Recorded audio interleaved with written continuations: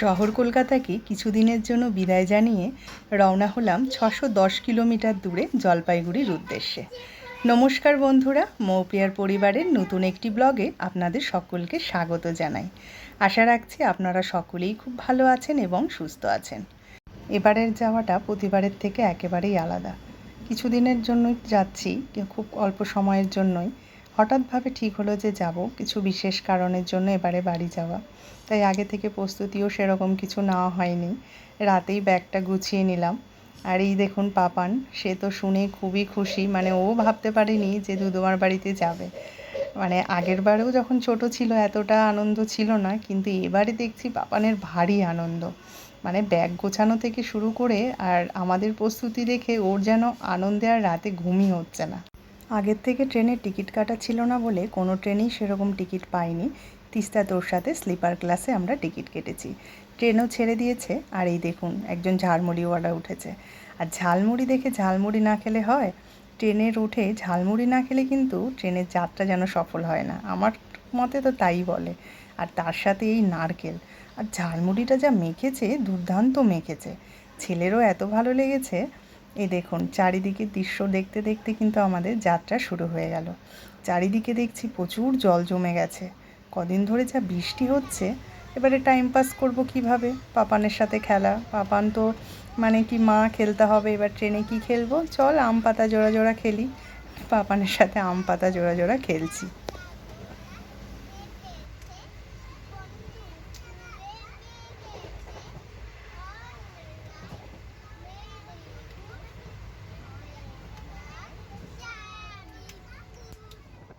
প্রত্যেকটা মেয়ের কাছেই কিন্তু নিজের বাড়ি যাওয়ার মধ্যে একটা আলাদা আনন্দ আছে, আমার কাছেও তাই। আর যেহেতু বছরে একবার করে যাওয়া হয়, সেই আনন্দটা যেন বেশ খানিকটা আরও বেড়ে যায়। দেখতে দেখতে অনেকটা পথ চলে এসেছি। ট্রেনে আর বেশিক্ষণ ভিডিও করলাম না, কিন্তু এরপরে কিন্তু বেশ নতুনত্ব কিছু ভিডিও আসতে চলেছে।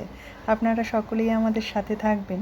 আর এই যে পাপান, এতক্ষণ ধরে বলছি ওকে চল একটু ঘুমা, তার দেখুন চোখ ফ্যাল ফ্যাল করে তাকিয়ে আছে। ট্রেনে উঠেছে কাঁচা ছোলা মাখা, এবার সেটাও নিয়েছি। কাঁচা ছোলা মাখাটাও কিন্তু ট্রেনে খেতে দারুণ লাগে। এই দেখুন আমরা কিন্তু পৌঁছে গেছি জলপাইগুড়িতে।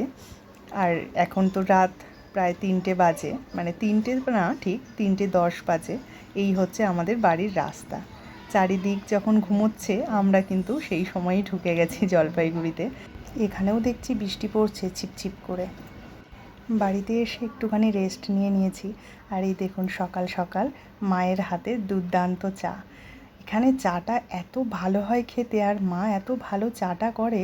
যেহেতু গরুর দুধের চা হয়, উপরে দেখুন একটা কি আস্ত সর পড়েছে। এই চাটা খাওয়ার যে কি মজা, মানে ওখানে এই চাটাকে আমি ভীষণভাবে মিস করি। চারিদিকে সকাল, এখানে দেখছি সকালবেলা বেশ ভালোই রোদ উঠেছে, মানে চনচনে রোদ উঠে গেছে, যেহেতু একটু বেলা করেই উঠেছি। আমার ছেলের সব থেকে প্রিয় খেলা এখানে এসে এটাই, মাটি দিয়ে এইসব বানানো। বাড়িতে সবার আগে বলেছে মা এই খেলনাগুলো কিন্তু তুমি নেবে। সমুদ্রে গিয়ে যে খেলনাগুলো দিয়ে খেলে, সেগুলো এখানে এসে এরকম মাটি দিয়ে খেলে। দেখি একটু তাকাও, কেমন লাগছে? আমরা যেটা ছোটোবেলায় করেছি, ও সেটা এখন করছে দুদুমার বাড়িতে এসে। এবার দুজনে মিলে চাটা খেয়ে নিই। আর আমরা এরকম এখানে আসলে বারান্দায় বসেই চা খাই। আমি আগাগোড়াই এরকম বারান্দায় বসেই চা খেতাম। বাইরের দৃশ্য দেখতে দেখতে চা খাওয়ার কিন্তু একটা আলাদা মজা আছে।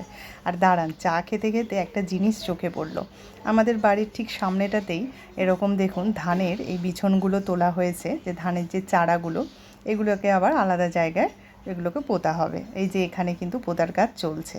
আর এই যে একেবারে ঘনভাবে রয়েছে, এই বিছনগুলোকে কিন্তু এবার তুলে নিয়ে হয়তো অন্য কোথাও এগুলোকে নিয়ে যাওয়া হচ্ছে।